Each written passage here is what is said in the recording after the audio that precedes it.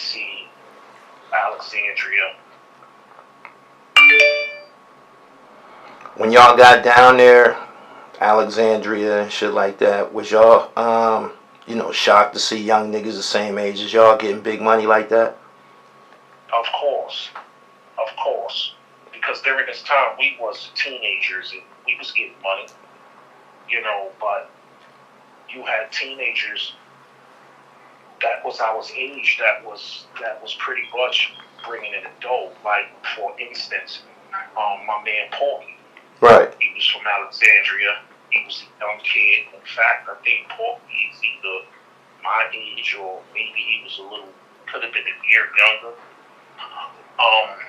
And like I said, at the time, we was teenagers. And before he came into the fold with us, he was begging with Rayful Edmonds in him. And Porky was in high school getting hit 3 and 4 keys at a time from Rayful. So yeah, it was kind of surprising to see dudes coming from somewhere else, because there was times Porky came through and, like I said, he's young with us. They dropped Porsches and ran old Genevas and stuff like that. So yeah, it was shocking to see that. Right. Who was the Marcy Posse? Who went down there with you? Okay, Marcy Posse started. It was me, of course, Love. It was T-Lo, Shoe Shine. You had Gee, his brother Trini, Huck, Tree, Sugar Bee, Half Pint, and O.D. Okay. That was the primary Marcy Posse team.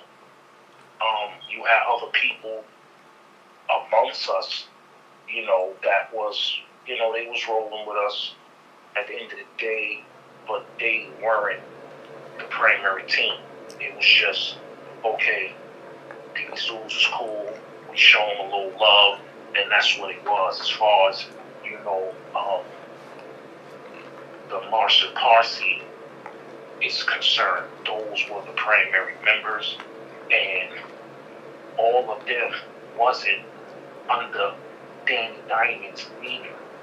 Marcy Posse started out with us. We were regulating hoods, not just in Marcy. We were regulating the surrounding hoods also. And when Danny came into who he was, basically, I was the first one he stepped to. Because prior to that, there were, like I said, he was one of the big, time drug dealers that came from my hood, but it was many of them. Right. Some of them on Danny level, and there was a few of them that had more money than Danny. Case in point, before I was hustling for Danny, I started out with Puerto Rican Rick and Conan, and Puerto Rican Rick was rich too. My cousin Conan, may rest in peace. Puerto Rican Rick, rest in peace. Right. They had money too. So I started out with them, but then they flipped the game and they went into doing strictly heroin. They wasn't doing coke no more. Right. So when they made that transformation, Danny stepped to me because he seen me hustling before, and he asked me like, get down with, what I'm doing, and I'm like, okay, like, what's the numbers? He like, I can give you 30% off.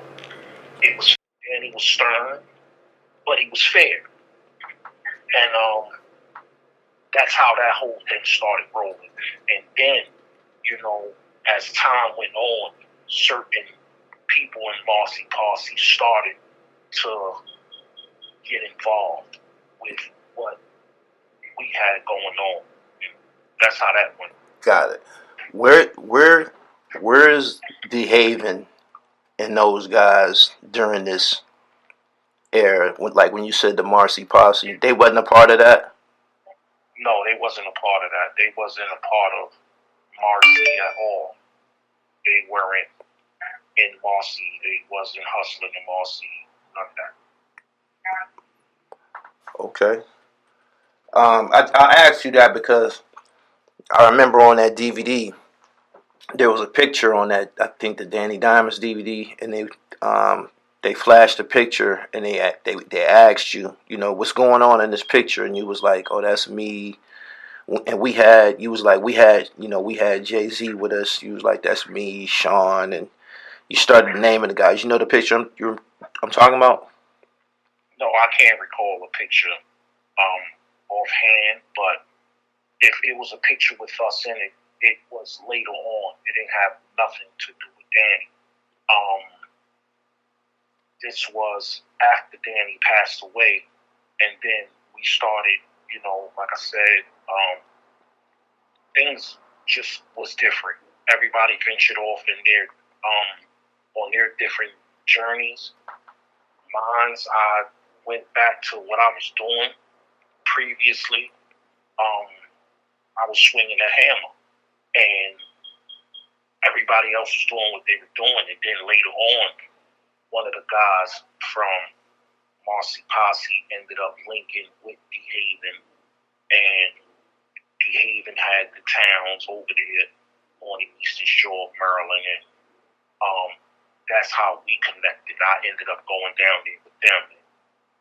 You know, Marcy Posse, we got split up, and, you know, a couple of dudes dead, you know, some of them locked up, you know, doing time, you know. In fact, I would like to go back because another one of Marcy Posse members, I'm sorry that I forgot to mention him, my man TJ, Money Grit. I would like to say free Money Grit. My man got locked up early in the game. You know, he was 17, caught the Fed case in Alexandria with Porky and a man and caught 7 life sentence. So he already walked down 34 years. So free my man Money Grit. And he was down there with y'all in the 80s? Okay. In the 80s, yes, he was in the hood with us. Then, like I said, everybody, when Danny passed away, everybody started venturing off doing their own thing. Danny, you know, had several people that he was connected with also. We knew them and we had good rapport with these people, but they was doing what they were doing and we were doing what we were doing, and my man Money Grit ended up on that side of the fence where them dudes was doing what they were doing out there in D.C. and Alexandria, and that's where he stayed, and that's where he ended up getting jammed up and caught the 7 life sentences. Damn. Once again, free Money Grit, man. Damn. Stand-up guy, certified, stand-up G. Right. Stood on his square, never told, and these are the people that need to get their flowers and recognized, you know, when it comes to this whole, you know, gangster law. These are the real gangsters that you don't hear about. The ones that get into whatever they're into and know what they're into. So when they are faced with these trials that we are hit with, they know how to stand up and face them like real men, which a lot of dudes is not doing today. Right. Damn. Yeah, rest in peace to Danny Diamonds. I had to touch on that because I know a lot of people they'll recount seeing you on that joint. R.I.P. to the big homie. Danny was definitely so a big homie. Like, after the Danny Diamonds era and all of that, you said you went back to what you was doing prior. Yes. You was a gunslinger. Go ahead. I was a gunslinger. You know, it's no secret. You know, once again, I would like to say, you know, we talked previously, I would like to say this is not things that I glorify. These are not things that I set out to do. At some point in your life, a lot of us are forced into our situations, and I was one of them. Because the habitat that we come from, there's two roles that you can play. You either gonna be sheep or you're gonna be a wolf. And I refused to be prey. So I became a predator. And my weapon of choice was that hammer. Right. And I was, doing what I do. I can talk, but, put a cap on certain things. All I'm going to say is I was doing what I do, and I did it well. I to the point where I had a theme song attached to my work out there in the streets, which was composed by KRS-One. Love's Gonna Get You, and this is on record. You go to the streets and ask, everybody know this. That was my theme song, because basically I was on it, and it brought a lot of other issues into my corner, but it wasn't nothing I couldn't handle. And thanks to the maker that we believed in, I'm still here to tell my story. Right. What type of penalties came with this lifestyle? So, because we know it's two sides to every coin. Of course, and I'm glad you asked me that, because for the viewers, the listeners, when you look at a lot of podcasts and documentaries, they always glamorized the glitz and glamour, the jewelry, the cars, the women, the clothes. But they're not explaining to you the backside of those stories beneath all the glamour and glitz. And I had a chance to witness this up front, close and personal, nothing third party. I went through it. I seen countless of my friends die. Countless friends die. Like my boy Money Grip, he's not the only one. Me and a lot of other of us put in a lot of time in the penitentiaries. I've been shot myself 9 times in 9 different incidents because of... Hold on. You got shot by 9 different niggas? Well, a couple of them was basically not meant for me. Okay. But I was at the wrong place at the wrong time. Basically, it had something to do with people that I was affiliated with. Right. And I wasn't the intended target, but I got hit. But, most of them, yes. And it was crew on crew. Basically, I put in a lot. So hold on. I need this detail. You said 9 incidents. Okay. Was this 9 different triggermen? Yes. Gee, Monelli. All right. And what I want to say in response to that, if dudes believe that they're going to run around and put in work and not going to answer to that, you're delusional. And this was me going through what I was going through on my journeys, but I didn't even get to begin to live first when this was.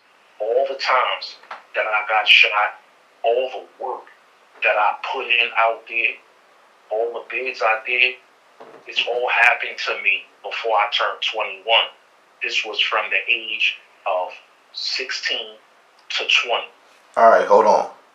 So you were part of that Spofford C-74 generation, shit like that? Of course. And basically, once again, let me say, this is not to glorify or toot my own horn. this is just part of my history. This really happened. I was in Spofford. I was in the Ford building, C95, North Facility. And I was one of the guys walking around in the Ford building in the 80s. North Facility in the 80s, C73 in the 80s, with my jewelry on and all of that. Controlling houses, phones, putting in super pain.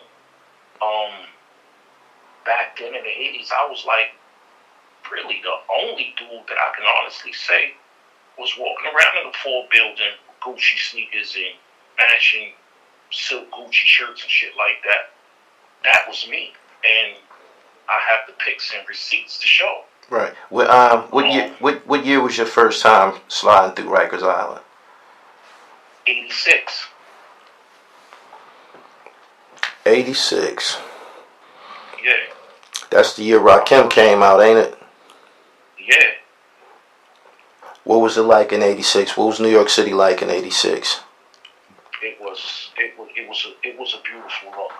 Like, New York is not what it is no more. In those times, 86, New York, we were pretty much the trendsetters for the world. We were the trendsetters in America. Dudes wanted to look like us with the big chains and the clothes, the fashion, the way we talk, the way we walk. You know, we were the trendsetters for a lot of things. Like, for instance, let me say, and I mean no disrespect to no one, nobody's other cities, nothing. In the 80s, early 90s, you can go anywhere on the East Coast of America and abroad. There is a high, very high probability you're going to run into some New York niggas in your city, in your town, getting money. You never seen other dudes from no other cities, no other towns coming to New York and controlling nothing. It was not going to happen, ever. So back then, it was a glorious time, even though our homicide rate was astronomical, but New York was the place to be. We had the best radio stations. We had the best clubs.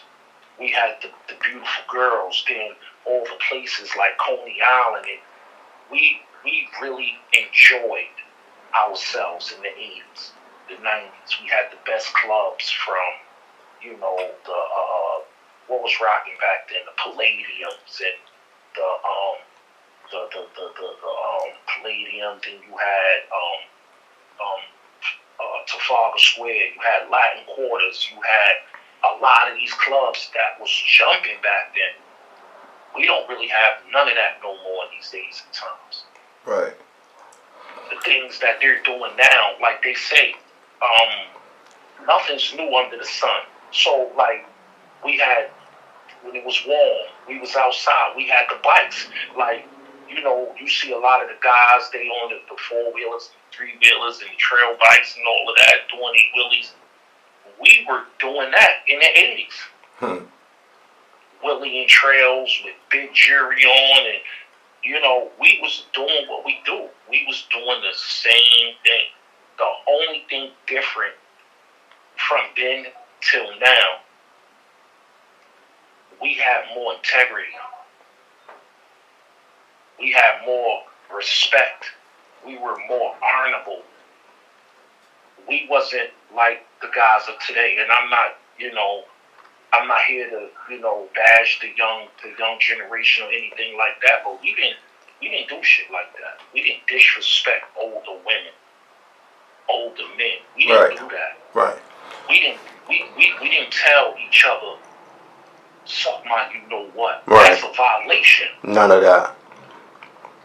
You know, we didn't pull up in McDonald's or Burger King somewhere. We see our ops and just back out with a bunch of kids and women in there and just start shooting and hitting innocent people. We didn't do that.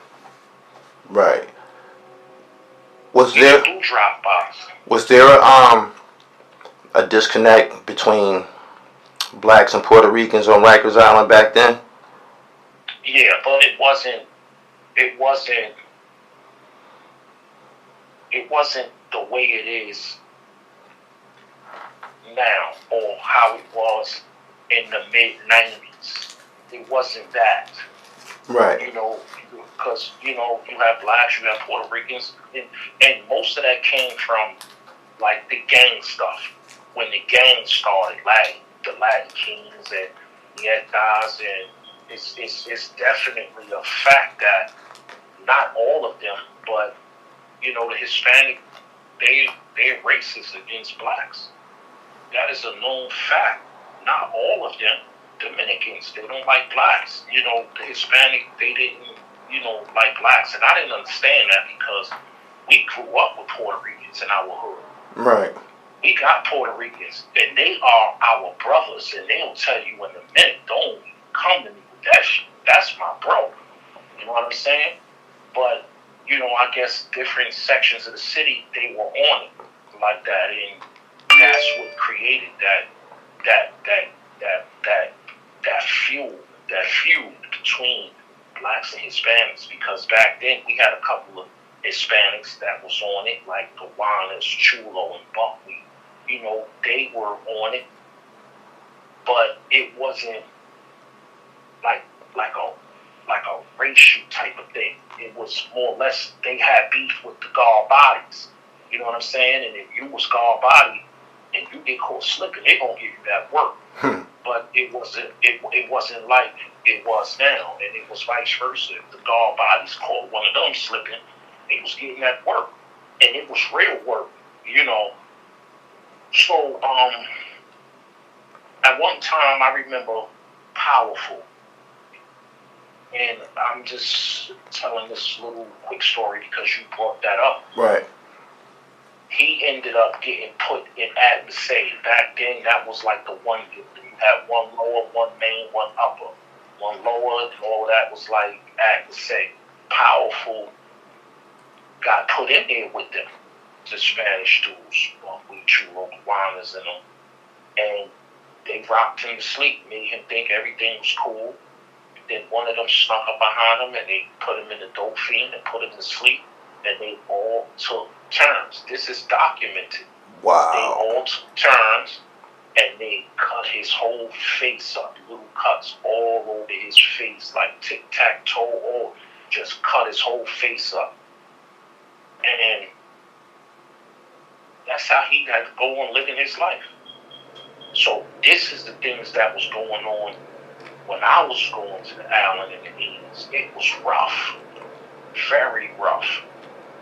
You know, the guys of the new era, they don't have a clue on how rough it was. It wasn't no gang, and I'm going to put you in this house because I'm this gang, or that's my gang. Nah, you come through. You going to stand on everything you say you are, and dudes is going to make sure to that. How much time did you end up serving total? Between Rikers and state, or did you go to the feds too? Nah, I never been to the feds, and I didn't put in a bunch of time up north. Like a lot of dudes got 10, 15, 20 years up north. None of that. Right. You know, I was doing bids like a year and a half there, fighting the case. I would get around that, another year fighting the case, and then I went up north. I had a 1.5 to 4.5. I went up north. I ended up CRing off that. You know, in total, I probably put in about 10 years, you know, back and forth in pen throughout my life. And I just was one of those dudes that, you know, had someone in my ear, even though I didn't take all the jewels and run with it, but I took some of it, and that was my father. I didn't have the excuse like a lot of dudes. Basically, my father's not around or my mama's on drugs. I come from a tight-knit, good home, you know what I'm saying? And my father used to always tell me, like, every man needs to know his limitations. You got to know when to say enough is enough. And at some point, I said enough is enough, and that's what saved me from doing 1,000 years in the penitentiary. Right. I know that's right. Let me we got to get to this topic that brought us here. Love, can you tell me what year that you first was introduced to Mobb Deep and Prodigy and all of that? Yeah, I met Littles first. I want to say more or less 2005, maybe 2005, 2006. I was introduced to Littles through one of my peoples that just came home from up north. He served time for a body, then he came home, then he got caught up in the drug case, and then he did a bunch of time, and he came home, and he, along his journey, he met Littles. And I write. I was an artist at the time. I was looking to become an artist, and he introduced me to Littles. His name is Pizzo. Right now he calls himself Success, which was one of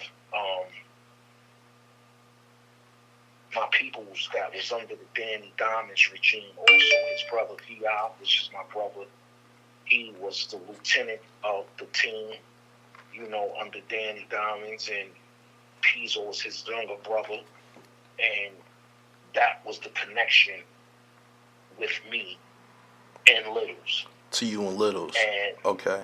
Yeah, me and Littles.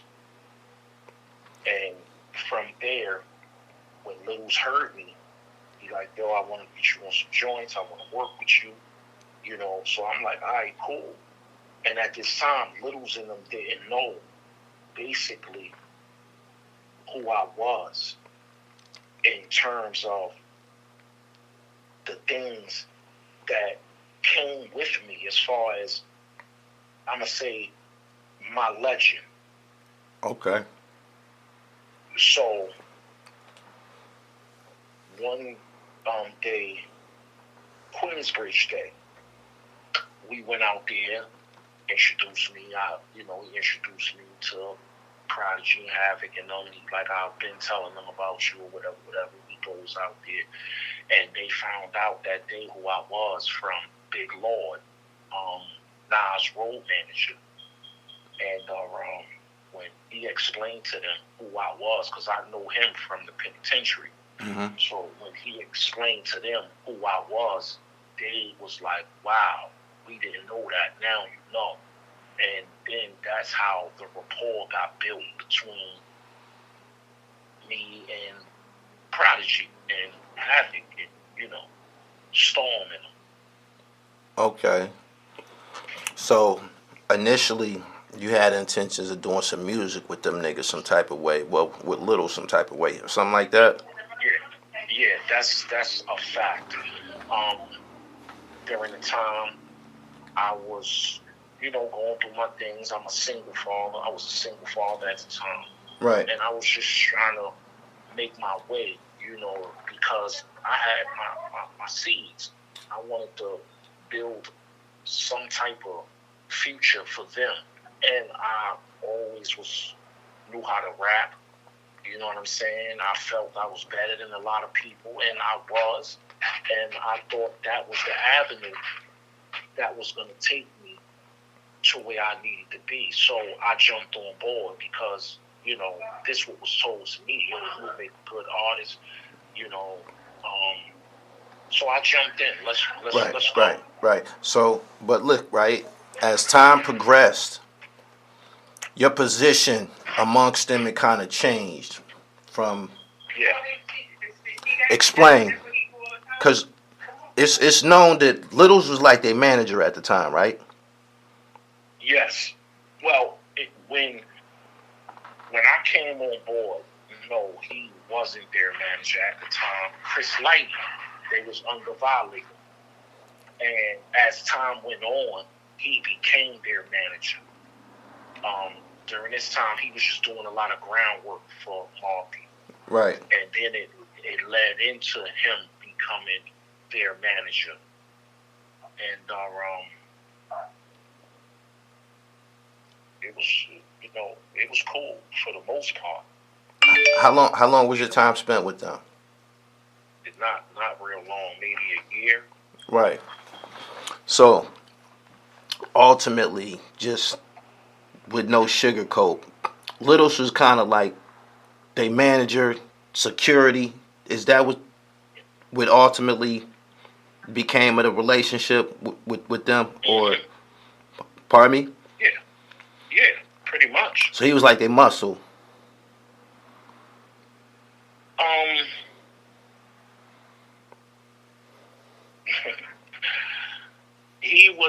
He became their manager, and yeah, he was holding them down. Okay.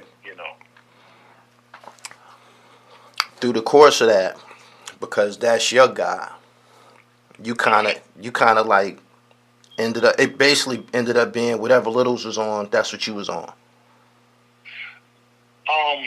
Yeah, for the most part, because basically I was always taught, if you walk with him, you ride with him. I didn't sign up for that. I was there to be an artist, and then things kind of turned into that. And if I'm with you and things are transpiring, I'm going to be there. I'm going to hold you down. Right. For the most part. So it went from me becoming an artist, which they was more or less like, yo, we like you as an artist, but I also was basically a goon. So it wasn't like, okay,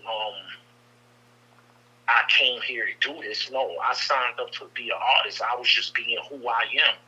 And when things came about, I was handling my business. Right. The way I've been handling my business before I met any of them. Got it. During this, what year was this? What years was this? This was 2006 when I started rocking with, when I got to the point where I was, fucking with also with Littles. This was like 2005, 2006. So this is prime DVD era. During this time, yeah.